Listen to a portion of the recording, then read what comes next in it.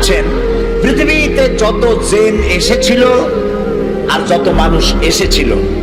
পৃথিবীতে যত জিন আসবে আর যত মানুষ আসবে, যদি পৃথিবীর কোন একটি মাঠে একত্রিত হয়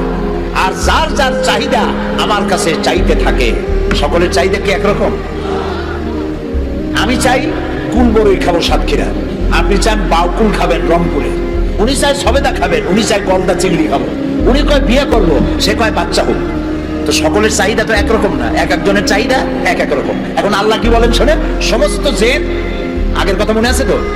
সমস্ত জিন সমস্ত মানুষ যা আসছিল আর যা আসবে সব এক মাঠে একত্রিত হইয়া তাদের যার যার চাহিদা অনুযায়ী যদি আমার কাছে চাইতে থাকে, আর সমস্ত চাহিদা যদি আমি সবাই পূরণ করে দেই,